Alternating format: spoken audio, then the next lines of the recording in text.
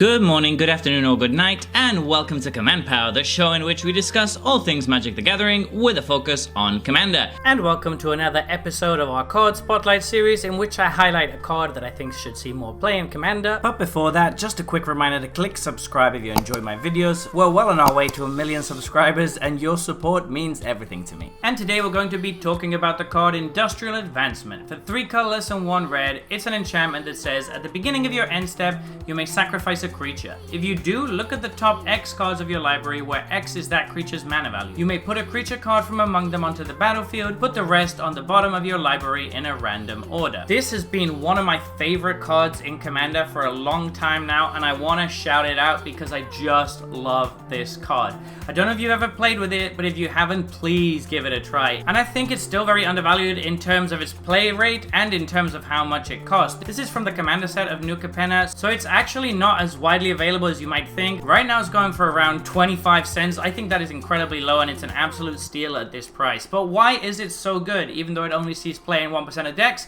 It's because this provides such an incredible amount of value and selection. It does require the deck to be built in a slightly specific way, but really the restriction is not that big. All you need is a deck with a relatively high creature count, some big creatures and some ETB triggers, which is something that most generic red decks in Commander are going to be built around. You don't really need to bend yourself backwards to make this card good, but there are certain decks where it's obviously better. One deck where this is fantastic is in Felden of the Third Path, because you're making all these token copies and the token copies retain their high mana value. So when you sacrifice them and you look at the top X cards of your library, you can just plop another creature onto the battlefield, which probably has an ETB because most cards in that deck do, and the card that you sacrifice might even have a death trigger as well. So you're going to get value on the way in, value on the way out, and you're going to trade a token creature that was going to die anyway for a really big regular creature. That is amazing for 4 mana even if you only trigger it once, and that's what you really want to think about this card. It needs to be able to be worth 4 mana by just triggering once, because there's no guarantee that it's going to stick around once your opponents see how powerful it is. Another deck where this is really good is in Henzi Toolbox Torre, because you're going to be blitzing in creatures, which again means they're going to die at the end of turn anyway. So with the blitz trigger on the stack and this trigger on the stack, you can choose to sacrifice it to Industrial Advancement. You'll still draw the card from the blitz and you're still going to be looking X cards deep into your deck, and since those creatures that you're blitzing have a very high mana value, you're going to be able to look very deep and put another creature with a bunch of ETB abilities into play, because that's all that the Henzi decks really run. Those are just 2 examples where this card is at its best, but again, I think it fits in any sort of deck